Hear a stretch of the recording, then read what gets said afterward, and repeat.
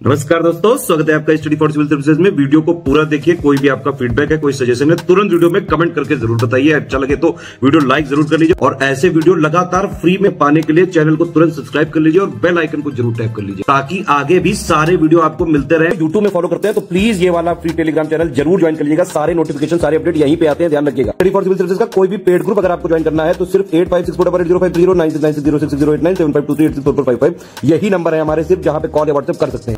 Instagram पे हमारा page जरूर फॉलो कर लीजिएगा, studyforcivil.services है। ट्विटर पे हमको जरूर फॉलो कर लीजिएगा, @studyforcivils है। सारे क्वेश्चन अटेम्प्ट करिए और स्कोर अपना तुरंत कमेंट करके बताइए। अगले प्रश्न पे बढ़ते हैं हम सभी लोग। देखिए भाई, इक्विनॉक्स मतलब कि जब दिन और रात इक्वल हो जाती है।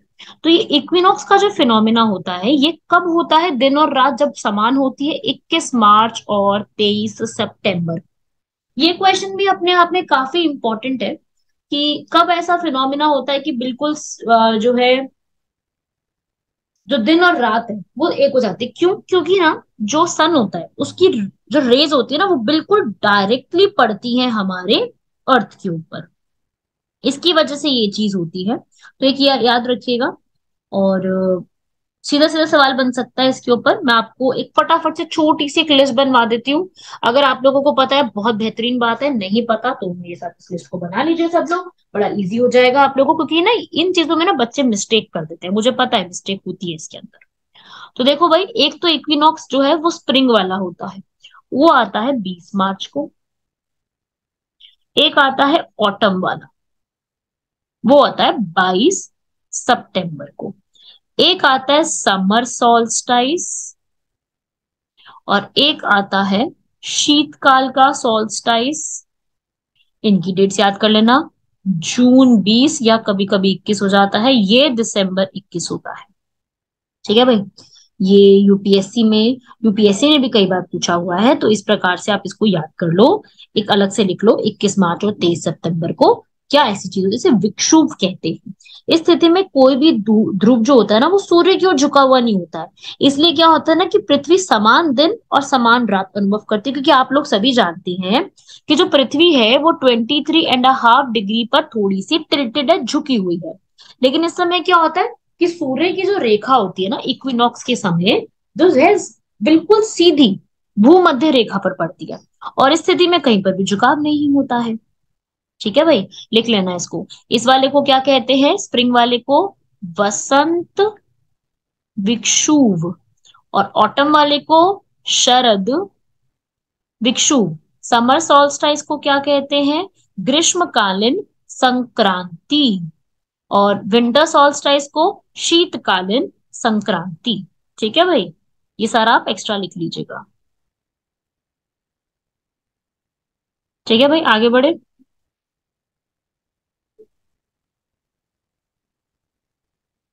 देख लिया भाई सब लोगों ने, हिंदी इंग्लिश सबने ना। चलो आगे बढ़ते हैं।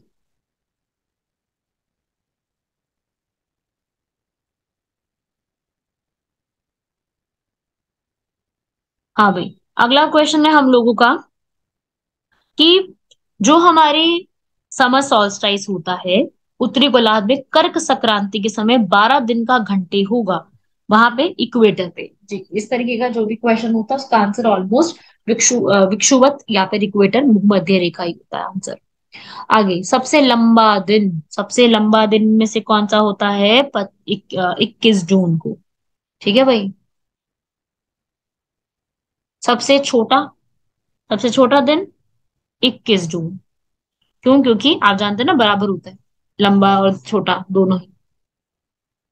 अगला, समर सॉल्स्टाइस ग्रीष्म अंत्यांत या ग्रीष्म संक्रांति कब आती है? अभी लिखवा है 21 जून। सबका आंसर 21 जून आ रहा है, देख लो। अगला, लिटिल आइस एज, ये वैसे तो हिस्ट्री का भी क्वेश्चन है। लघु हिमकाल जो है वो किसको माना गया है? इस पूरे टाइम पीरियड को 1650 से 1870। पता है ना सब लोगों को यहाँ पर एडी और बीसी में डिफरेंस पता होना चाहिए, हिस्ट्री में आप लोगों ने पढ़ा होगा। ठीक है, आगे बढ़ते हैं। पृथ्वी पर मूलतः एक ही विशाल भूखंड था जिसे क्या कहते थे पृथ्वी पर? वो था पैंजिया। ये पैंजिया जो है दो पार्ट में टूटा है, ऊपर वाला हिस्सा लॉरेशिया बन गया और नीचे वाला गोंडवाना लैंड, भारत गोंडवाना लैंड का हिस्सा हुआ करता था। अगला प्रश्न देखते हैं, फटाफट बढ़ते जाती है, ये तो बहुत इजी इजी सवाल है। गोंडवाना लैंड का इनमें से कौन सा हिस्सा नहीं था? ये वही होगा ना जो दक्षिणी में नहीं आता होगा। दक्षिणी में इनमें से क्या नहीं आता? उत्तरी अमेरिका, क्योंकि ये तीनों तो दक्षिण का हिस्सा है, जबकि उत्तरी अमेरिका उत्तर का हिस्सा है, तो वो लॉरेशिया का हिस्सा था। लॉरेशिया में एशिया भी आता था, नॉर्थ अमेरिका, यूरोप, तीनों आते थे। ठीक है, अगले प्रश्न पे बढ़ते हैं। राजस्थान का थार सब जानते हैं, ये राजस्थान का थार कौन से समय में डेवलप हुआ है, कब इसका जो है वो विस्तार भी देखने को मिला है? तो भाई इसका आंसर क्या है? ये हमें प्लेस्टोसीन और अभिनव जमान, प्लेस्टोसीन एंड इनोवेटिव डिपॉजिट्स के समय सबसे ज्यादा देखने को मिला है। कुछ कुछ फैक्ट्स आपको ऐसे ही लर्न करने हैं, इसमें आपको लॉजिक नहीं ढूंढना है, क्योंकि कई बार ऐसे होते हैं चीजें जो आप लॉजिक के बिना भी आपको उस समय लर्न करनी पड़ती, क्योंकि उसके अंदर आपको फैक्चुअल इंफॉर्मेशन होती है, और ज्योग्राफी में तो बहुत सारी फैक्चुअल इंफॉर्मेशन है।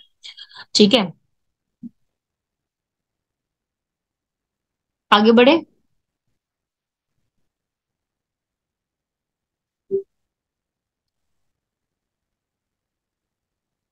हाँ भाई, सबसे बड़ा भारत का ऊंचा ज्वालामुखी पर्वत इनमें से कौन सा है? सारे काफी बड़े, पर इनमें से कौन सा है? कैटोपैक्सी। मैंने आपसे पूछा था ना थोड़ी देर पहले कि कैटोपैक्सी बताओ जरा कहाँ पर है, तो ये इक्वाडोर में है। कोटोपैक्सी नहीं है, ये कैटोपैक्सी पढ़ते हैं वैसे इसको। एक्वाडोर, एक्वाडोर देख लो, इस बार के लेक्चर में 3 4 बार आ गया है ना। याद करना पड़ेगा आप लोगों को इसका, जिसको पता था अच्छी बात है, नहीं पता अब याद कर लो, कोई दिक्कत वाली बात नहीं है। माउंट लोआ, माउंट लोआ कहाँ का है? तो ये अभी हाल फिलहाल में तो इरप्ट नहीं हुआ है, ये उस समय पूछा गया था, क्योंकि उस समय जो है ये इरप्ट हुआ था। ये हवाई में पड़ता है।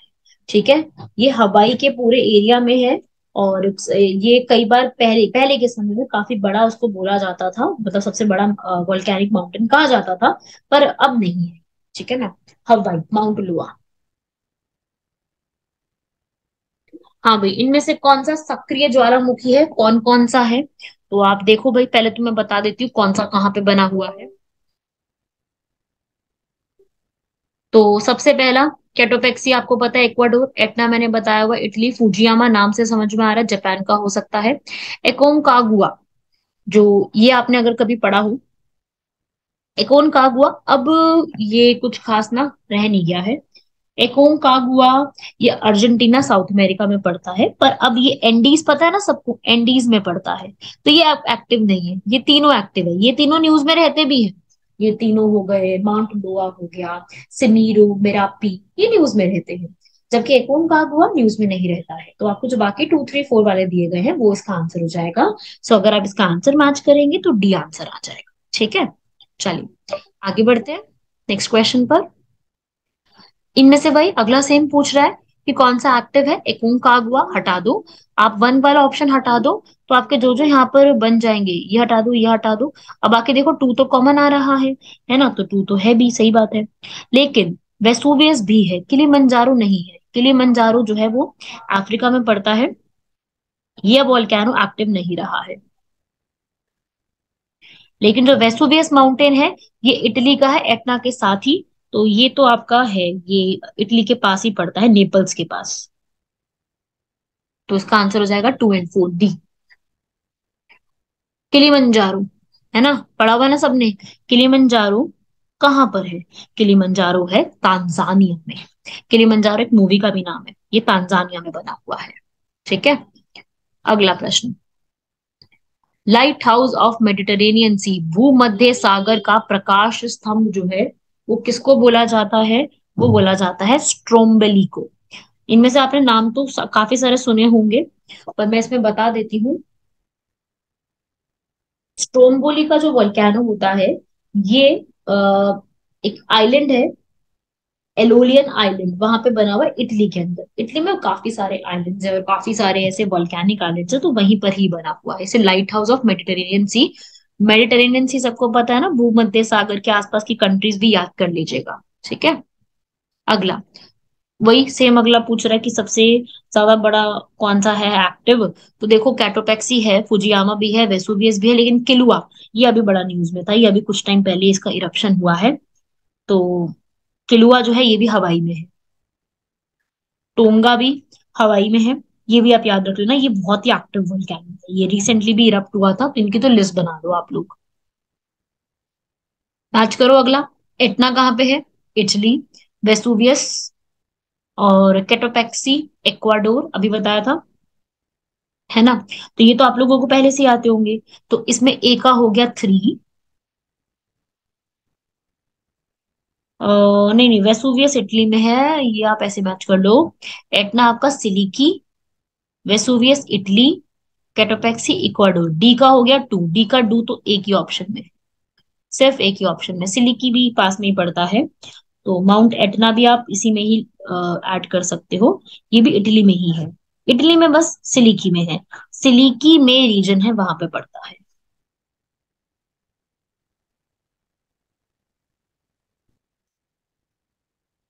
वही अगला भी मैच करो। ये आपको माउंटेन रेंजेस के नाम दिए, ये माउंटेन रेंजेस है सारी। किलिमंजारो कहाँ पे है? तांजानिया। डी का 3 हो गया। डी का 3 मतलब कि बी और सी ऑप्शन को तो हटा दो, डी का 3 दो ही ऑप्शन में दिख रहा है। एकोंकागुआ थोड़ी देर पहले बताया था, अर्जेंटीना की हाईएस्ट पीक है, सी का 1 हो गया। मतलब आंसर क्या हो जाएगा? डी। ए को भी हटा दो, ठीक है? तो इसका आंसर क्या हो जाएगा? डी। और माउंट कीनाबालू, ये मलेशिया में बना हुआ है। एल्ब्रूज ये ईरान के पास है, मतलब प्रॉपर ईरान में नहीं है पर ईरान के पास ही आप कह लो, वहीं पड़ता है।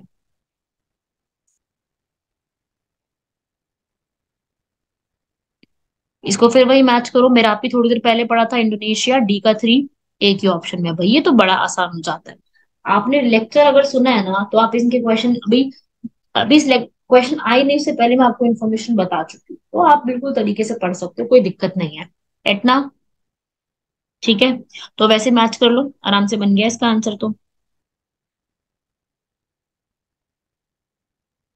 ठीक है, मैच कर दिया मैंने इसका, देख लेना।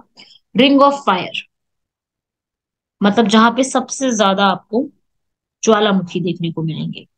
ज्वालामुखी, volcano, earthquake, Pacific ocean, forest fire, सब होता है पैसिफिक ओशन में।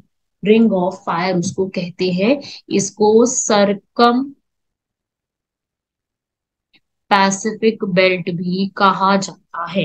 इसका दूसरा नाम है सरकम पैसिफिक बेल्ट, बहुत बहुत इंपॉर्टेंट है।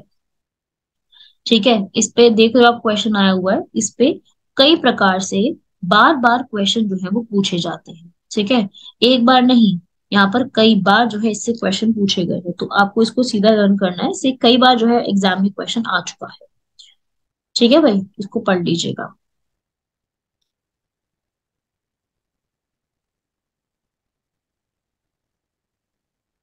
अगला, इनमें से क्या आप यूज करते हैं भूकंप की तरंगों के माप के लिए? आप इसमें से क्या उपयोग में लेके आते हैं? तो भूकंप की तरंगों को मैच करने के लिए सिस्मोग्राफ, जो भूकंप आता है वो सिस्मोग्राफ पे आप देखते हैं, उसका फिर वो कितनी इंटेंसिटी से आया है, उसका कितना जोर है, वो आप रिचर स्केल पे चेक करते हो। ठीक है, सिस्मोग्राफ आंसर हो जाए। अगला, भारत के उप महाद्वीप का उत्तर पश्चिम प्रदेश भूकंप ग्रहणशील है, जिसका कारण क्या होता है? अगर आप देखोगे, यहाँ सबसे ज्यादा है, क्यों? क्योंकि वहां पर प्लेट टेक्टोनिक, जो प्लेट्स की मिलन होती है, प्लेट्स का जो टेक्टोनिक है, प्लेट्स जो आपस में टकरा जाती है, वो सबसे ज्यादा होता है, इसी वजह से वहां पर ये चीज आपको ज्यादा देखने को मिलेगी। अगला, इनमें से कौन सी महाद्वीप में देश सबसे ज्यादा आपको देखने को मिलेंगे, देशों की संख्या सबसे ज्यादा है, वो है अफ्रीका। ठीक है, तो एक बार इसको भी अपना नोट्स में पता होना चाहिए, अफ्रीका वही है जहां से ट्रॉपिक ऑफ कैंसर, कैप्रिकॉर्न सब कुछ क्रॉस भी होता है, तो ये आपसे पूछ सकते हैं। Highest number of countries Africa में कितनी? 54, 54। ठीक है भाई, पता होना चाहिए, मैं आपको लिखवा देती हूँ किसमें कितनी है। नॉर्थ अमेरिका में 23, साउथ अमेरिका में 12, वेनेजुला, ब्राजील वगैरह। यूरोप में 40 थी, छोटी छोटी सी बहुत सारी हैं। अफ्रीका में 54, एशिया में 47, ओशियानिया में 14। ये वो कंट्रीज बता रही हूं मैं आपको जो कि यूएन ने रिकॉग्नाइज की हुई है। ठीक है। नॉर्थ अमेरिका में मैं वो बता रही हूँ, नॉर्थ अमेरिका में देखो, नॉर्थ अमेरिका में यूएसए तो है ही है, यूएसए, मेक्सिको, कनाडा वो तो है। लेकिन जो आपका वो आता है ना Central America, El Salvador, Honduras, Costa Rica, Nicaragua, Panama Canal वाला region, Bermuda, Bahamas, Haiti, Cuba, Jamaica, Guatemala, है ना, Barbados, Trinidad Tobago, Saint Lucia, वो सुने ना सब लोगों ने, मैं उसको इंक्लूड करके 23 बता रही हूँ। और ये यूएन भी मानता है, तो यूएन जो है ना, संयुक्त राज्य, उनके हिसाब से मैं आपको पूरा यहाँ पर ये बता रही हूँ कि ऐसे लिखा हुआ है। ठीक है ना। चलिए आगे बढ़ते हैं। अब आपको यहाँ पर बताना है कि किसका एरिया ज्यादा है, उस हिसाब से आप इसको पूरा लगा दो। तो एरिया जो है वो कॉन्टिनेंट्स का, कौन सी कॉन्टिनेंट सबसे बड़ी है, असेंडिंग डिसेंडिंग में इसको अरेंज करते चलो। पहले मैं आपको लार्जेस्ट से स्मॉलेस्ट बता देती हूँ, सबसे बड़ी लगा देती हूँ मैं यहाँ पर। सबसे बड़ी है एशिया, फिर है Africa, north America, south America, Antarctica, Europe, Australia. ठीक है। अब अरेंज कर लो इसको आप। मैंने कुछ तो अरेंज कर दिया आपके लिए, बाकी आप अरेंज कर दो। 3412 बन जाएगा। लगा लो फटाफट इसको बढ़िया तरीके से। ठीक है।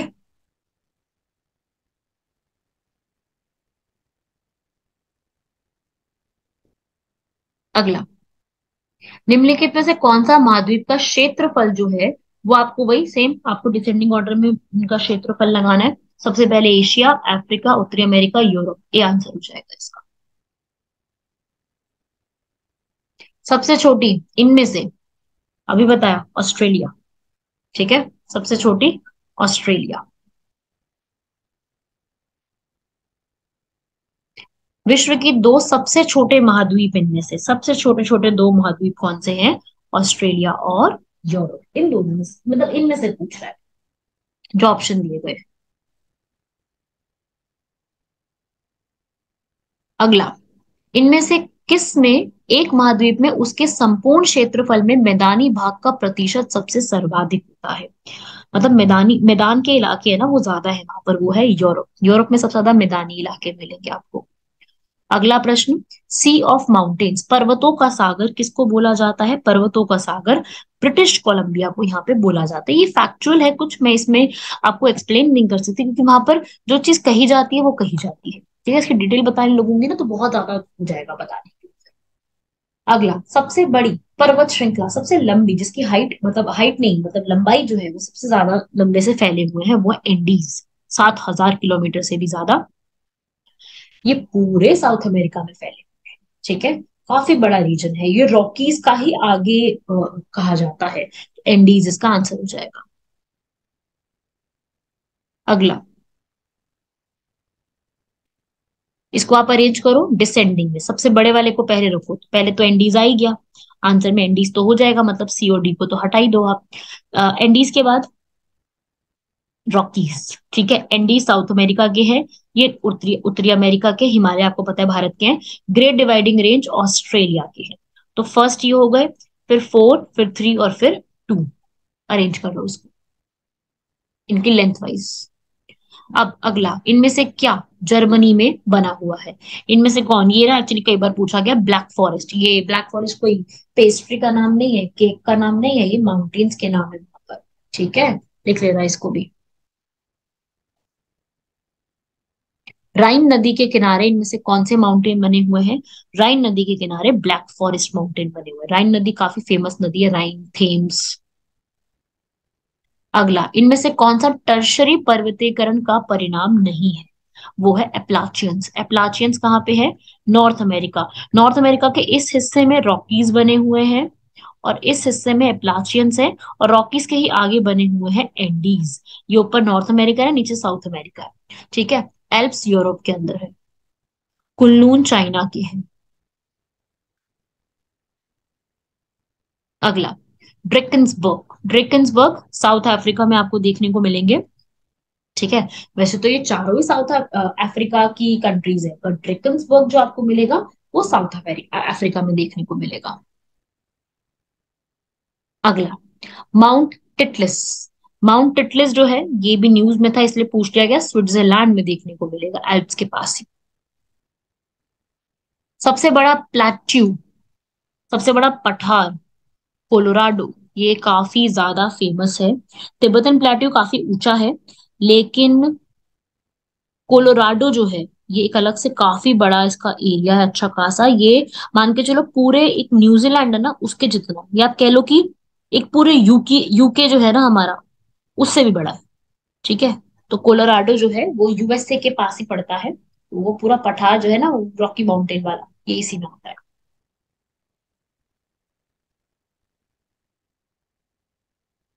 डेथ वैली, सुना तो होगा आप लोगों ने।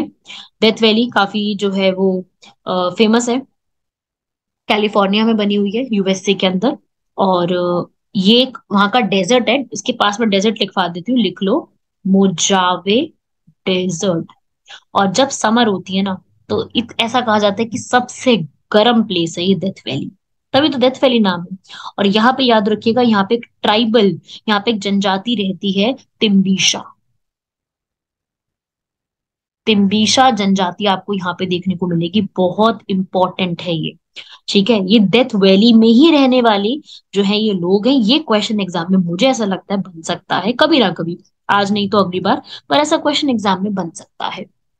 ठीक है, ये किस वैली का एग्जाम्पल है हमारे सामने? ये रिफ्ट वैली, रिफ्ट घाटी, याद है रिफ्ट वैली नर्मदा तापी को बोला जाता है, सेम वैसे ही डेथ वैली है, पहाड़ों के ऊपर से होकर के आती है, तो उसे हम कहते हैं रिफ्ट वैली। तिम्बिशा ट्राइब्स यहाँ पे रहते हैं। डेथ वैली को पढ़ लेना एक बार, ये नॉर्थ अमेरिका में आपको देखने को मिलेंगे, कैलिफोर्निया और नेवाडा के बीच में आपको ये देखने को मिलेंगे। यहाँ पे मतलब लोग जाते हैं, कई लोग जाते हैं, यहाँ पर काफी सारे फॉल्स वगैरह बने हुए हैं, तो मतलब बहुत ज्यादा नहीं जाते। मौत की घाटी में यार कौन ही जाना चाहेगा, कम लोग जाते हैं बेसिकली। ठीक है, अगला, डेथ वैली जो है उसे गोल्फ कोर्स के नाम से डेविस गोल्फ ने डेथ वैली को प्रसिद्ध किया था। ये कहाँ पर है? यूएसए, कैलिफोर्निया में। डेथ वैली को और किसके लिए भी जाना जाता है? अत्यधिक उष्णता के लिए, अभी बताया ना मैंने, बहुत गर्मी हो जाती है वहां पर, बहुत बुरा हाल हो जाता है। मतलब सर्दियों गर्मियों में तो मान के चलो पूरे अर्थ पे सबसे ज्यादा वहां पे आपको देखने को मिलेगी, मतलब बहुत ज्यादा, मतलब गर्म गर्म हो जाता है।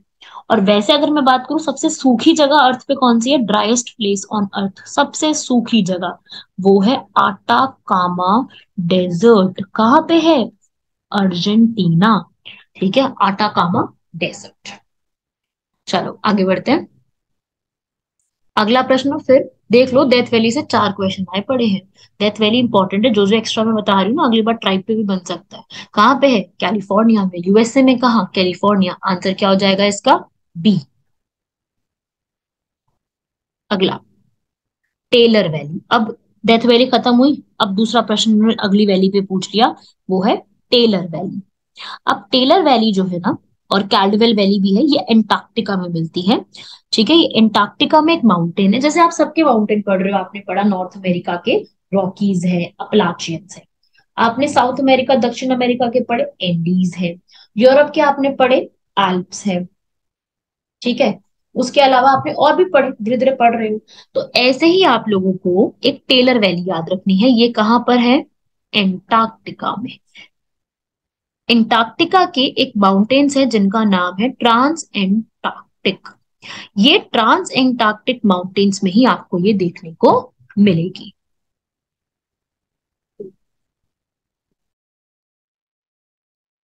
सो टेलर वैली का सब लोगों को याद हो जाएगा ना कि अंटार्कटिका में है। ठीक है भाई, अगले क्वेश्चन पे बढ़ते हैं। अगला, मरुस्थल जो है, जब भी शाश्वत ऊर्जा होती है, जैसे पेरिनियल एनर्जी को हमें लेकर के आना है, तो उस समय वो काफी अच्छे स्रोत माने जाते हैं। ठीक बात है। क्यों? क्योंकि जितनी ऊर्जा मानव जाति एक वर्ष में उपभोग करती है, उससे अधिक ऊर्जा मरुस्थल 6 घंटे में सूर्य से प्राप्त कर लेता है। तो सही बात लिखी हुई है बिल्कुल, ए आंसर हो जाएगा। दोनों ही बिल्कुल कथन अपने आप में सही लिखे हुए हैं। पूरे वर्ल्ड का सबसे बड़ा डेजर्ट, ये तो देखो हर एक व्यक्ति को पता है, सहारा डेजर्ट अफ्रीका का। हर एक को पता है या नहीं पता? बिल्कुल पता है। ठीक है, कालाहारी भी वहीं बना हुआ है अफ्रीका में, गोबी बना हुआ है चाइना में। चाइना में गोबी डेजर्ट, टकलामकान डेजर्ट ये बने। अगला, पॉपुलेटेड, जहां पे सबसे ज्यादा जनसंख्या रहती है वो कहाँ पे है? थार, अपने भारत का थार डेजर्ट। ठीक है भाई, आगे बढ़ते हैं। आ गया भाई टकला मकान। टकला मकान, टकला करके याद कर लो, इजी हो जाएगा ना। कहाँ पे है? चाइना में है। अगला प्रश्न, मैच करना है सोनोरन। टकला मकान चाइना में बिल्कुल सही है, कराकुम तुर्कमेनिस्तान में है। गिब्सन गलत है, सोनोरन यूएसए में ठीक लिखा हुआ है। पर जो एक गिब्सन डेजर्ट है ना, ये ऑस्ट्रेलिया में आता है, तो ये भी आप याद कर लेना। ऑस्ट्रेलिया के अंदर जो है वो डेजर्ट कौन कौन से हैं, जो आपको ये ब्राजील गलत लिखा हुआ है यहाँ पर। ऑस्ट्रेलिया में कौन सा आता है? Gibson, Simpson, Great Victoria, Great Sandy, Little Sandy, Tanami, Tirari. ये डेजर्ट सारे कहाँ के हैं? ये सारे डेजर्ट ऑस्ट्रेलिया के हैं। ठीक है, चलो डेजर्ट भी हो गए, आगे बढ़ते हैं। दश्ते लुत, दश्ते लुत जो एक डेजर्ट है, ये इनमें से कहां पर बना हुआ है? Dashte Lut desert Balochistan, Iran, Sistan, Kerman उस एरिया में है, ईरान। मेसोपोटामियन सिविलाइजेशन, ये यूनेस्को की वर्ल्ड हेरिटेज साइट भी है। इसे लुत डेजर्ट के नाम से ज्यादातर जाना जाता है। ठीक है, आगे बढ़ते हैं। गोबी आ गया वही से फिर से, गोबी डेजर्ट। इनमें से कहां पर गोबी डेजर्ट जो है वो आपको देखने को मिलेगा? देखो गोबी डेजर्ट चाइना में, लेकिन ना अगर आपको चाइना जैसे ऑप्शन में नहीं दिख रहा है तो मंगोलिया होगा, क्योंकि चाइना और मंगोलिया के बॉर्डर पे आता है, तो थोड़ा सा हिस्सा इसमें मंगोलिया का भी आता है। ठीक है, यहाँ पे बहुत ज्यादा रेत के टीले, सैंड ड्यून्स बहुत ज्यादा बनते हैं, और यहाँ पर स्नो लेपर्ड जो है वो भी आपको देखने को मिलेगा। अगला क्वेश्चन, सबसे लार्जेस्ट डेजर्ट पूरे साउथ एशिया का। आटाकामा तो साउथ एशिया में है ही नहीं, मैंने बताया था, नहीं तो साउथ अमेरिका में है ना? तो ये तो होगा नहीं आंसर, तो इसका आंसर क्या हो जाएगा?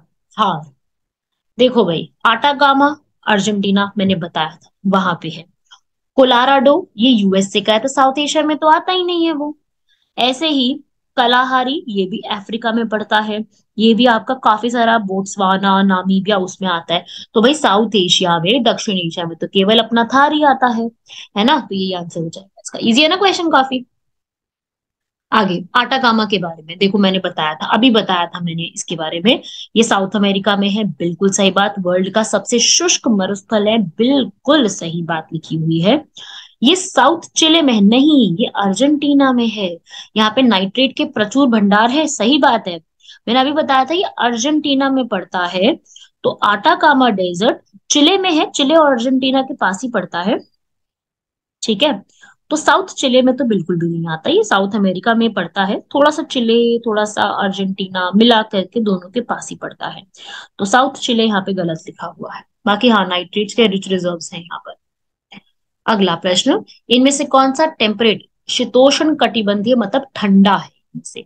देखो आटाकामा तो हो नहीं सकता, कालाहारी भी नहीं हो सकता, है ना? अभी पढ़ के हटे हैं, ये तो बिल्कुल गर्म वाले हैं। अरेबियन डेजर्ट अपने यहाँ वाला भी ऐसा नहीं है। पेटागोनियन जो डेजर्ट है ना, वो यहाँ पे ठंडा है। ठीक है, पेटागोनियन डेजर्ट ये अर्जेंटीना में, ये पूरी तरीके से अर्जेंटीना में है, और अर्जेंटीना का सबसे बड़ा डेजर्ट है। ठीक है, तो पेटागोनियन डेजर्ट जो है ना, ये काफी कोल्ड डेजर्ट में आता है। जैसे भारत का अगर कोल्ड शीतोष्ण पूछेगा तो आप लगाएंगे लद्दाख, और भारत का अगर गर्म वाला पूछेगा तो आप लगाएंगे थार।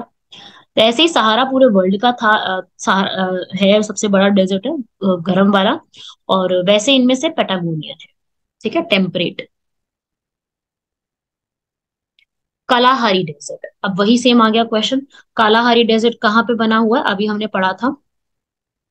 तो इनमें से जो कालाहारी डेजर्ट है, बोट्सवाना, नामीबिया दोनों में ही आता है। कुछ हिस्सा बोट्सवाना का, कुछ हिस्सा नामीबिया, कुछ साउथ अफ्रीका का भी पड़ता है। तो आंसर इसका हो जाएगा 1 और 2। जायरे जाम्बिया में कुछ नहीं पड़ता। अगला, इनमें से कौन सा साउथ हेमिस्फेयर जो है, ये दक्षिणी गोलार्ध में। देखो भाई, सहारा कहाँ पे है? अफ्रीका में है, नॉर्थ अफ्रीका। ठीक है। गोबी, चाइना और मंगोलिया, तो ये भी नॉर्थ की तरफ पड़ता है। पता है ना ये चीज तो। ठीक है। कालाहारी साउथ में पड़ता है बिल्कुल, चिले और सॉरी अफ्रीका की तरफ, जाम्बिया बोत्सवाना, तो ये साउथ की तरफ पड़ता है। ठीक है। तो क्या आंसर हो जाएगा इसका? ए।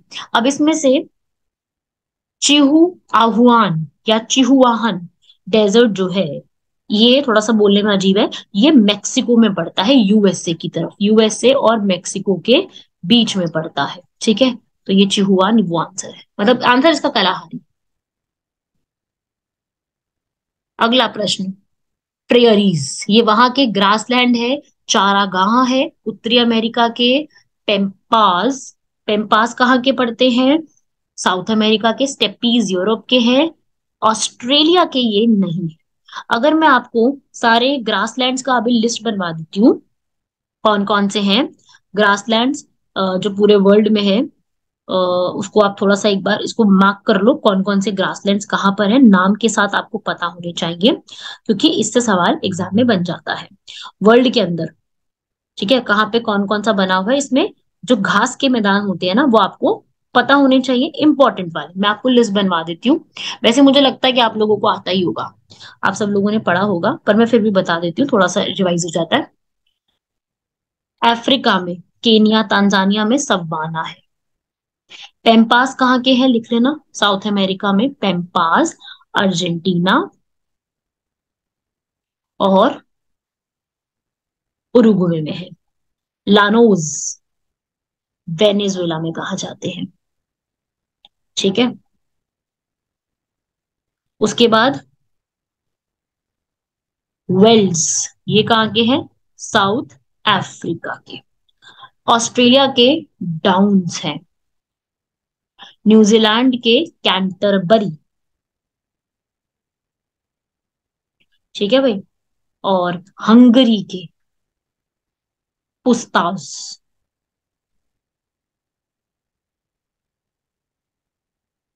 Compose Brazil. मैं इंग्लिश हिंदी दोनों में मिक्स करके लिख रही हूँ ताकि हर बच्चे को समझ में आ जाए। श्रीलंका के पटाना। ठीक है भाई, ये आप याद कर लीजिएगा। इनमें से उष्ण कटिबंधीय घास के जो मैदान है वो सवाना है, कैंपाज है, कंपोज वाले, और लानोज है, ये सारे। और बाकी जो बच गए, prairie, downs, veld, Canterbury, steppes, ये सब शीतोष्ण कटिबंधीय टेम्परेट ग्रासलैंड है। ठीक है। इनको भी लर्न कर लेना आप अपने एग्जाम के लिए, इन सब से क्वेश्चन बनते हैं, क्योंकि ऐसे क्वेश्चन कई बार पूछे गए। अब इनको भी आप जैसे मैच करोगे, अब तो इजी हो जाएगा ना। लानोस कहाँ के है? साउथ अमेरिका, वेनेजुएला के, तो एक आंसर 4 हो जाएगा, बी ऑप्शन हटा दो। स्टेपीज, ये कहाँ के हैं? यूरोप के। Prairies North America, velds Africa, ये आंसर हो जाएगा, कॉन्टिनेंट से मैच करना। सवानास कहाँ पे है? अभी बताया मैंने, अफ्रीका में सबसे ज्यादा मिलेंगे सवाना, सर्वाधिक में। अगला, दक्षिण अमेरिका का चौड़ा वृक्ष रहित घास मैदान, जो कि दक्षिण अमेरिका में सबसे ज्यादा देखने को मिलेंगे आपको, कौन से होते हैं? पेम्पास, अभी पढ़ा। सेल्वास नहीं है, प्रेयरीज नहीं है, स्टेपीज नहीं है, आपको अलग अलग लिखवा दिए। दक्षिण अमेरिका में सिर्फ पेम्पास मिलते हैं, और लानूस भी। लानूस कहाँ पे है? वेनेजुएला में है। कैंपोज अभी लिखवाया मैंने थोड़ी देर पहले, वो ब्राजील, नदन प्रॉपर ब्राजील में ही मिलते हैं, तो लानोज इसका आंसर हो जाएगा। ठीक है। बाकी इसमें कह रहा है कि सही कौन सा मैच, तो लानोज सही मैच है। ठीक है ना। अगला प्रश्न, आपको मैच करने हैं यही, इसमें से बताना है कौन सा गलत मैच है। अभी मैं थोड़ी देर पहले बताया, डाउन्स जो है ना, ये शीतोष्ण है, ये टेम्परेट है। बाकी ठीक लिखे हुए हैं, ये गलत है। डाउन्स जो बने हुए हैं अमेरिका, ऑस्ट्रेलिया के। अगला, इनमें से कौन सा शीतोष्ण घास मैदान नहीं है? तो सवाना, पेम्पा, वेल्ड, डाउन तीनों है, सवाना टेम्परेट नहीं, ट्रॉपिकल है।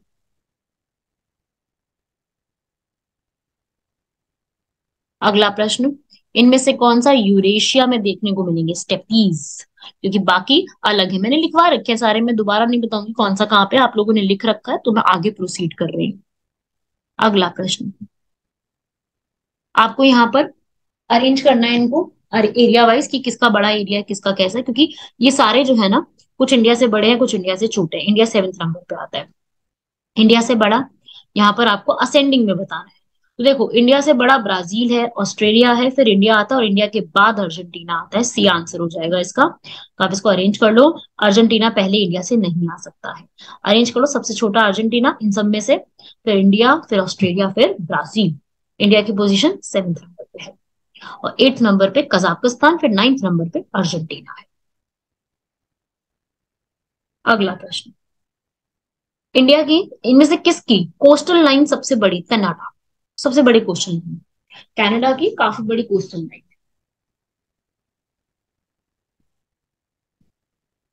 अगला, इनमें से किसके साथ इसराइल की जो सीमाएं हैं वो लगती है? इसराइल का मैप आप लोगों ने देखा होगा, तो लेबनान, सीरिया, जॉर्डन, इजिप्ट के साथ इसराइल जो है वो अपना बॉर्डर शेयर करता है। और इसराइल के बारे में आपको पता होना चाहिए, मिडल ईस्ट में ये कंट्री आती है। और जो इसराइल है यहाँ पर, ये पश्चिम एशिया में स्थित एक देश है। और साथ ही साथ लेबनान, सीरिया, जॉर्डन और मिस्र, इजिप्ट, वो आपको यहाँ पे देखने को मिलेंगे। एंड इसराइल में अरबी भाषा काफी ज्यादा है, वहां पे यहूदी अरब काफी ज्यादा ये वाले जो है लोग रहते हैं। और वहां पे संविधान शासन बहुत अलग तरीके से चलता है। तो थोड़ा सा बस आपको पता होना चाहिए, इसकी राजधानी है जेरूसलम, और वहां के प्रधानमंत्री है बेंजामिन नेतान्याहू। उनके साथ अभी ही अडानी ग्रुप ने हाइफा पोर्ट को एक्वायर किया है, मैंने आपको पहले भी बताया, इसको याद रखना। हॉर्न ऑफ अफ्रीका बड़ा इंपॉर्टेंट है, इंग्लिश हिंदी दोनों में यही कहते हैं, हॉर्न ऑफ अफ्रीका। इस हॉर्न ऑफ अफ्रीका में अफ्रीका की कुछ कंट्रीज आती हैं, जिसमें क्या क्या आता है? Djibouti, Ethiopia, Eritrea, Somalia. ठीक है, ये, और चौथा इसमें एरिट्रिया को ऐड कर दो तो वो हॉर्न ऑफ अफ्रीका बन जाएगा।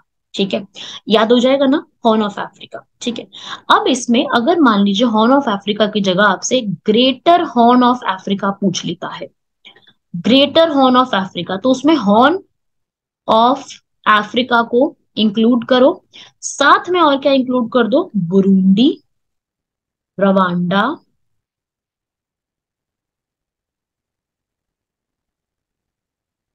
और तांजानिया।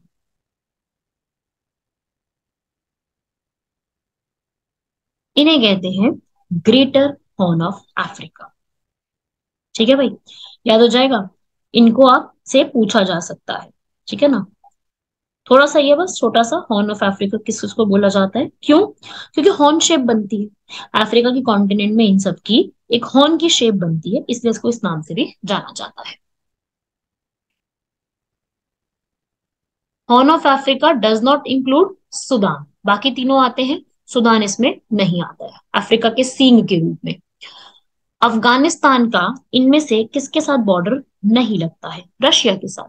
बाकी तजाकिस्तान, तुर्कमेनिस्तान, उज्बेकिस्तान, इन सब के साथ बॉर्डर लगता है। ठीक है, अब अफगानिस्तान आप सभी लोग जानते हैं, Afghanistan Islamic emirate of Afghanistan कहा जाता है, काफी लैंड लॉक्ड कंट्री है, आसपास कुछ उसका खास नहीं है, मतलब पानी वानी नहीं है आसपास। हिंदू कुश माउंटेन्स यहाँ पे आते हैं, ये अपनी बॉर्डर शेयर करता है, किस किस के साथ अफगानिस्तान बॉर्डर शेयर करता है? पाकिस्तान के साथ, ड्यूरैंड लाइन, उसके बाद ईरान के साथ, तुर्कमेनिस्तान के साथ, उज्बेकिस्तान के साथ, तजाकिस्तान के साथ, और चाइना के साथ, थोड़ा सा चाइना के साथ भी। काबुल इसकी कैपिटल है, सबसे बड़ी सिटी है वहां की। वहां पे उज्बेक, पाश्तूनी ट्राइब्स, तुर्कमेन, पामिर्स, बलोच, ये सब जो ट्राइब्स के लोग हैं वो यहाँ पे रहते हैं। सबसे ज्यादा पाश्तूनी ट्राइब के लोग वहां पे रहते हैं, और अभी वहां पे तालिबानी रूल है, वो भी आप लोग जानते हैं। ठीक है,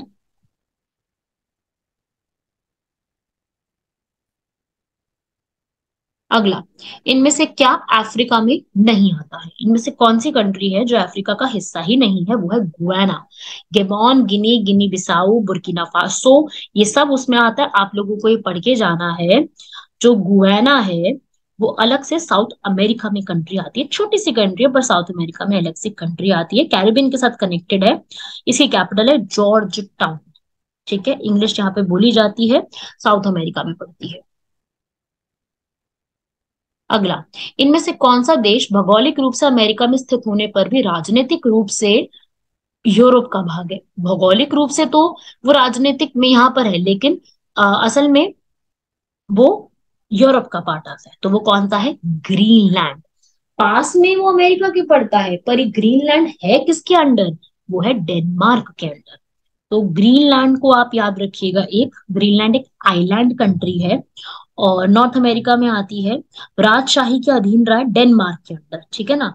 और जो कि कनाडा आर्कटिक द्वीप समूह के पास पड़ता है। ठीक है, डेनमार्क से ही जुड़ा हुआ है, आप देखिएगा इसको, डेनमार्क से जुड़ा हुआ है। और राजधानी है इसकी नुक। नुक, यहाँ पे बहुत कम पॉपुलेशन रहती है, कुछ खास यहाँ पे रहती नहीं है। 1979 में ग्रीनलैंड ने डेनमार्क ने ग्रीनलैंड को स्वशासन प्रदान कर दिया था। और फिर यहाँ पे 2008 में ग्रीनलैंड ने स्थानीय सरकार को अधिक दक्षता हस्तांतरण के पक्ष में मत दे दिया था। ठीक है, तो वहां पर जो है अभी पूरा ही पूरा डेनमार्क का जो है हर चीज यहाँ पे चलती है। और एक ही याद रखिएगा, जो ग्रीनलैंड है वो यूरोपियन संघ है ना, यूरोपियन यूनियन, उसका हिस्सा नहीं है। ये उत्तर अमेरिका महाद्वीप का हिस्सा है। ग्रीनलैंड ऑस्ट्रेलिया और अंटार्कटिक को छोड़कर दुनिया का सबसे बड़ा द्वीप है, जो कि महाद्वीप नहीं है, समझ रहे हो। और वहां के जो प्रधानमंत्री है ग्रीनलैंड के, वो किम किल्सन जो है ना, वो वहां के प्रधानमंत्री है ग्रीनलैंड के। यहाँ की जनसंख्या भी बहुत कम है, यहाँ पे स्कैंडिनेवियन लोग ज्यादा रहते हैं, डैनिश भाषा ये लोग ज्यादा बोलते हैं। करीब 60,000 लोग हैं ग्रीनलैंड में रहते हैं, बहुत ही कम पॉपुलेशन है। ऐसा मान लो कि 60,000 लोग एक दूसरे को सब जानते ही होंगे, इतने कम लोग रहते हैं वहां पर।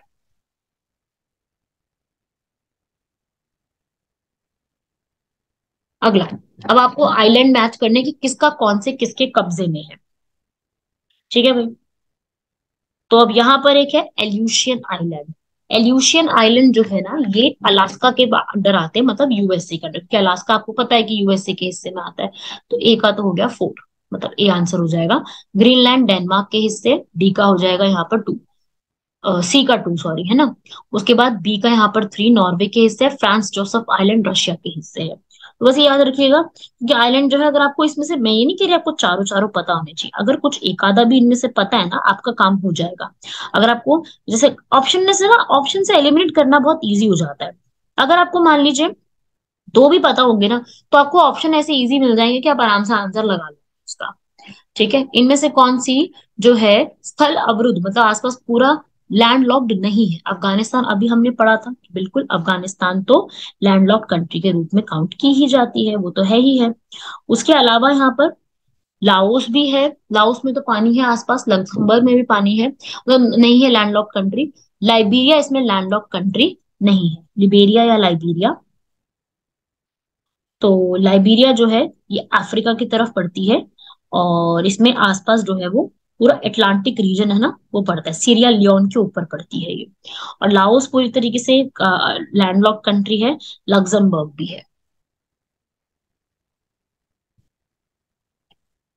इनमें से किस कॉन्टिनेंट में हैज नो लैंडलॉक्ड कंट्री? कोई लैंडलॉक्ड कंट्री है ही नहीं, नॉर्थ अमेरिका। क्यों? क्योंकि नॉर्थ अमेरिका में 3 इंपॉर्टेंट कंट्रीज आती हैं, यूएसए, कनाडा, मेक्सिको, और बाकी सारा का सारा सेंट्रल अमेरिका, जो थोड़ी देर पहले मैंने आपको बताए भी थे नाम इसके, El Salvador, Honduras, Guatemala, Panama. तो ये सब जो है पानी शेयर करते हैं, कोई किस तरफ से पैसिफिक ओशन है, किसी तरफ से अटलांटिक है, कहीं से प्रशांत महासागर है, कहीं से जो है अटलांटिक महासागर है। तो उस हिसाब से ऐसे कौन सा है जहां पर कोई भी लैंडलॉक कंट्री नहीं है, स्थल अवरुद्ध अवरुद्ध नहीं है? वो है नॉर्थ अमेरिका। अगला, इनमें से कौन सी लैंडलॉक कंट्री है, पूछ रहा है। तो देखो भाई, इसमें से अफगानिस्तान है, हंगरी है, स्विट्जरलैंड है, मलेशिया नहीं है, मलेशिया पानी में बिल्कुल पड़ती है, आइलैंड कंट्री है। आंसर हो जाएगा 1, 2 एंड 4। मैप देख के समझ में आएंगे चीजें, मैप देखना बहुत जरूरी है, मैप पढ़ना बहुत ज्यादा जरूरी है। ठीक है भाई, आगे बढ़ते हैं इसके बाद।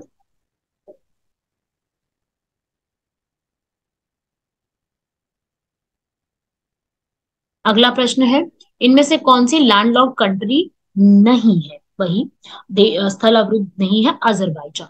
उज्बेकिस्तान बिल्कुल है, किर्गिस्तान, तजाकिस्तान, सेंट्रल एशिया जितनी भी है ना मध्य एशिया के अंदर, वो सब तो स्थलावृत है। अजरबैजान इनमें से सेंट्रल लैंडलॉक कंट्री में नहीं है। अगला प्रश्न, अब इसमें आप मैच करो। Red Cliff line India Pakistan के बीच में है, बिल्कुल सही लिखा हुआ है। मैग्नी नॉट फ्रांस और जर्मनी, ठीक है, ये गलत हो जाएगा, ये भी ठीक है, बेल्जियम और जर्मनी में। ड्यूरैंड लाइन पाकिस्तान और अफगानिस्तान के बीच में है, इंडिया और बांग्लादेश के बीच में नहीं है, इंडिया बांग्लादेश के रेड क्लिफ ही है, क्योंकि जब पार्टीशन हुआ था तब सारे रेड क्लिफ आए थे भारत में जिन्होंने ये किया था।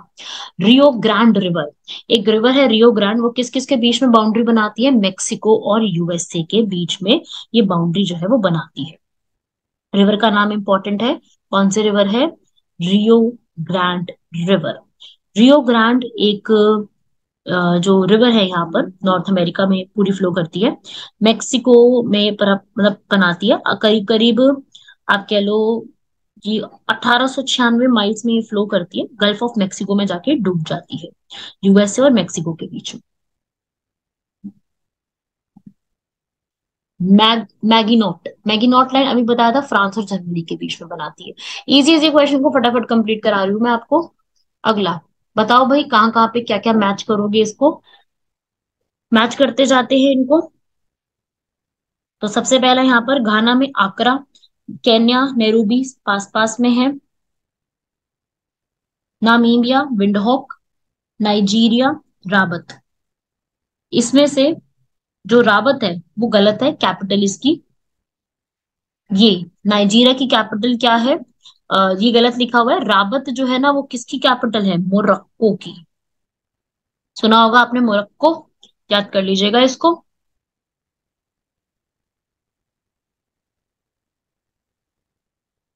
विंडहोक जो है ये नामीबिया की है, नैरोबी इसकी है, ये इसकी सही लिखी हुई है सारी, लेकिन ये जो लिखी हुई है वो गलत है।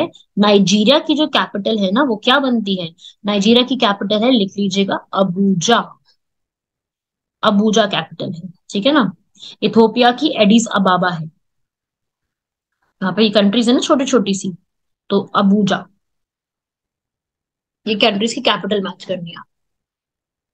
अगला पीसा, पीसा का लीनिंग टावर, झुकी लात जो है पीसा की, ये जो सुना ही है, पीसा लीनिंग टावर, ये कहाँ पे बना हुआ है? इटली में।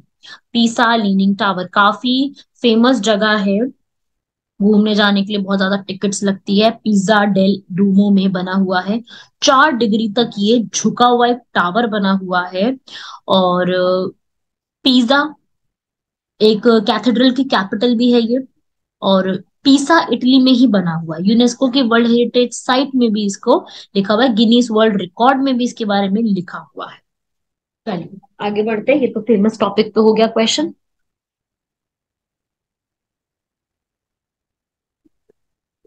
वही फिर से आगे कैपिटल, विंडहोक किसकी कैपिटल थी? मैच कर लो।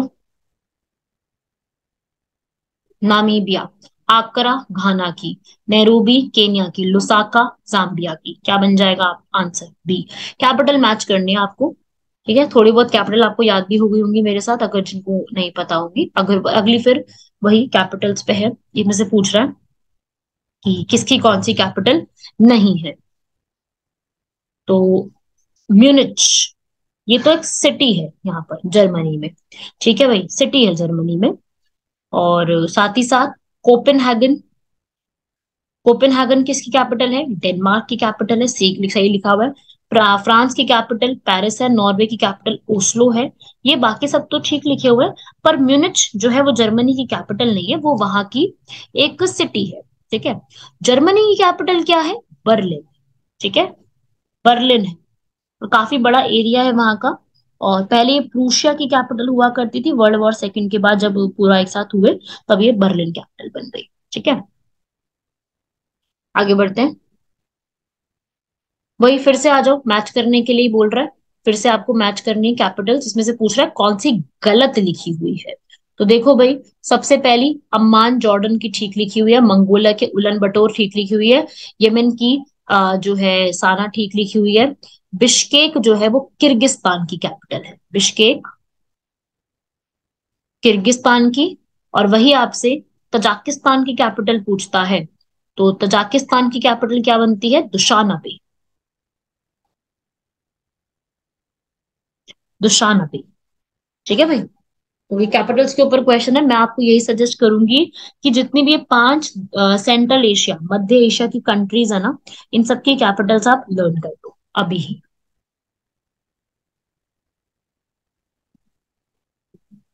अगले प्रश्न पे आते हैं। वही सेम कैपिटल्स मैच करनी है आप लोगों को। करो सब लोग। अभी पढ़ा है नॉर्वे, ओस्लो। ठीक है, हो जाएगी ना मैच। तो डी का तो 1 हो गया, मतलब आप ये तो हटा ही दो। अब बुल्गारिया, जॉर्जिया, आइसलैंड की मैच करते हैं। बुल्गारिया की कैपिटल क्या होती है भाई? सोफिया। जॉर्जिया की कैपिटल क्या है भाई? ट्बिलिसी। आइसलैंड की राजविक। आंसर हो जाएगा इसका ए। तो यूरोपियन कंट्री की कैपिटल थोड़ी सी लर्न करनी पड़ेगी। कुछ कुछ तो आपको आती होंगी, मुझे पता है, लेकिन कुछ कुछ जिनको नहीं आती है वो मैं यही सजेस्ट करूंगी हर एक व्यक्ति को जो भी वीडियो यहाँ पे सुन रहा है कि सारी सारी यहाँ पर लर्न कर लीजिएगा। ठीक है भाई, कुछ कुछ इसमें से लर्न कर लेना।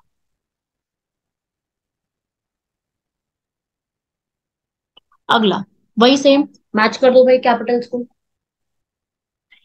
फिर से कैपिटल्स का क्वेश्चन है। इनमें से पूछ रहा है कौन सी सही है। लेबनान की बेरूत है, ये तो आपको पता होगा मुझे ऐसा लगता है।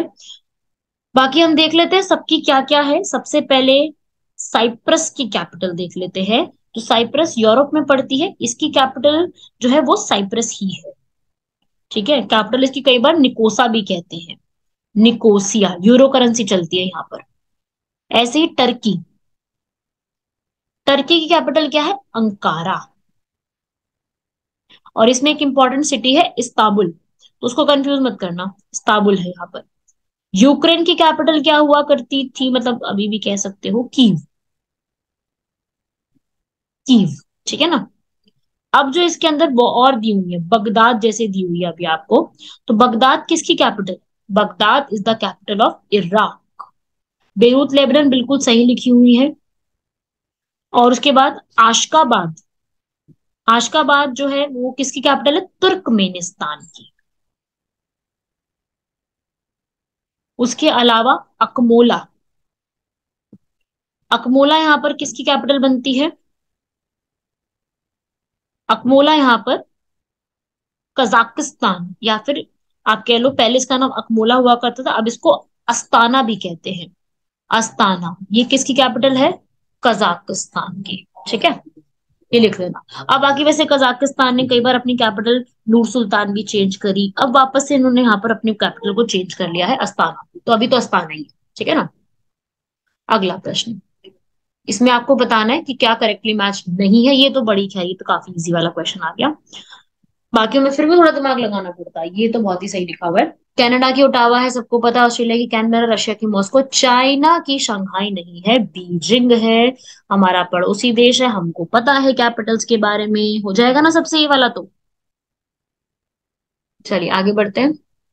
अगला, अजरबैजान, गाम्बिया, कजाकिस्तान। अभी बताइए, इनकी तो मैंने कजाकिस्तान की तो अभी लिखवा दी अस्ताना, सी का 4। बी हटा दो, सी हटा दो, है ना।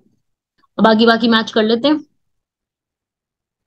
अजरबैजान की कैपिटल क्या है? बाकू। गैम्बिया की कैपिटल क्या है? बंजूल। और लाटविया की है रीगा। आंसर क्या हो जाएगा इसका? ए। वही बस सीधे सीधे मैच करने।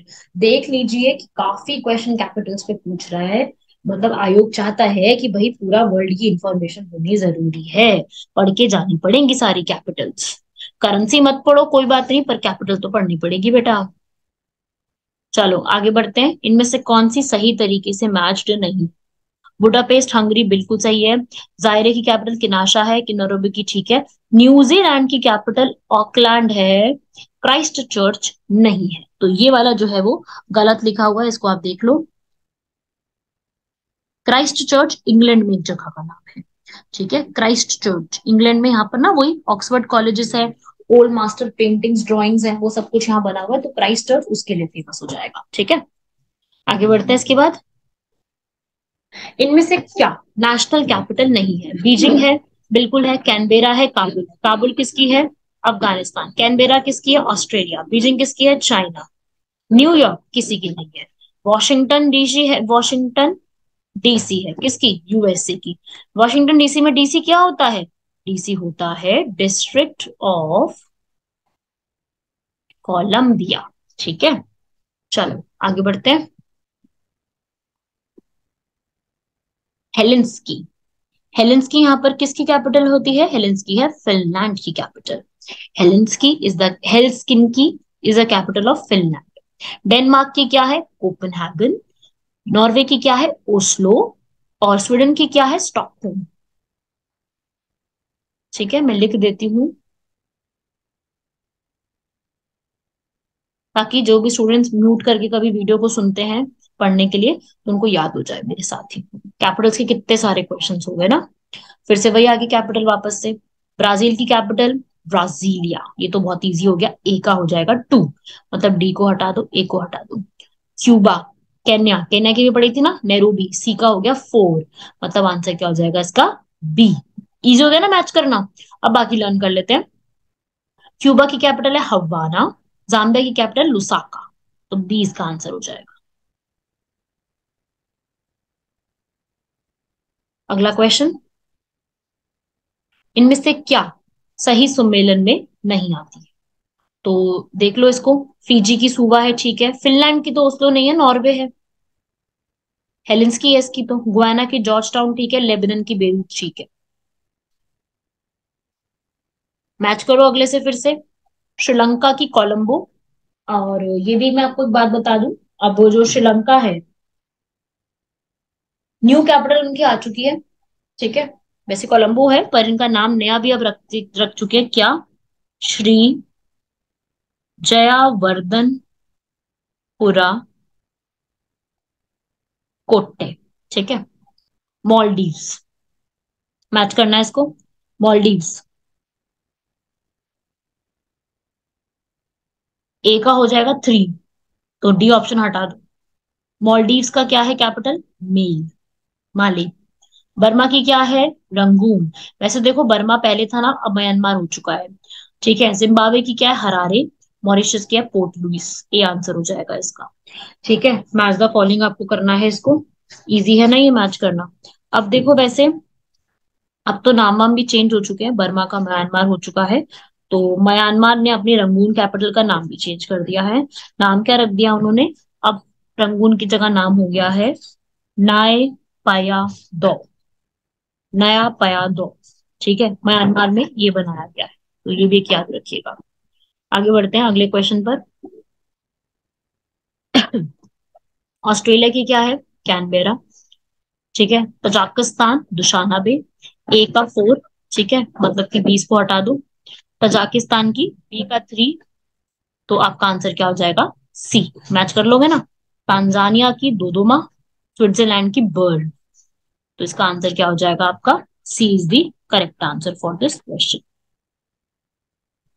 अभी भी कैपिटल सिटीज खत्म नहीं हुई है, अभी भी कंप्लीट हो रही है कैपिटल्स। ऐसे ही न्यूजीलैंड की वेलिंगटन। मैंने आपको शायद न्यूजीलैंड की ऑकलैंड बता दी, सॉरी। न्यूजीलैंड की जो है ना वो यहाँ पर करेक्ट कर लीजिएगा। न्यूजीलैंड जो है उसकी कैपिटल वेलिंगटन, ठीक है, ऑकलैंड नहीं है, वो मिस्टेक कर दी, वहां पे बता देना, ठीक है, लिख लेना उसको। तो इनमें से पूछ रहा है करेक्टली कौन सा है, तो न्यूजीलैंड का गलत लिखा हुआ है यहाँ पर। तो ये मैच जो है वो गलत किया हुआ है। तो पहले हम लिख लेते हैं किस किस की कैपिटल कौन कौन सी है। बोगोटा किसकी कैपिटल है? कोलंबिया की। कोलंबिया ना, लाओस, कोलंबिया, वियतनाम, वो वहां पर। ठीक है। वेनेजुएला की कैपिटल क्या है? वेनेजुएला की है काराकस, ये जो लिखी है ना ये वेनेजुएला की। बाकी न्यूजीलैंड की मैंने बता दी है, वेलिंगटन। ये काराकस वेनेजुएला की है। कोलंबिया की कैपिटल क्या है? बोगाटा, बोगोटा। वेलिंगटन न्यूजीलैंड हो गया। और बाकी साइप्रस की निकोसिया, ये ठीक लिखा हुआ है। ठीक है, ये जो है ना ये अपने आप में बिल्कुल ठीक लिखा हुआ है। अगले क्वेश्चन पे आते हैं। वही है, इनमें से कौन सा सही मैच्ड है? अब वही आपको फिर से मैच करना है इसके अंदर भी। इसमें से आप देखेंगे कैपिटल्स आपने पढ़ी है तो मॉलडीव्स की मोलाबो है, ये गलत लिखा हुआ है। बाकी ठीक है, बाकी सारी की सारी कैपिटल जो है वो ठीक लिखी हुई है। मॉलडीव जो है ना उसकी कैपिटल है माले। अभी बताया था ना।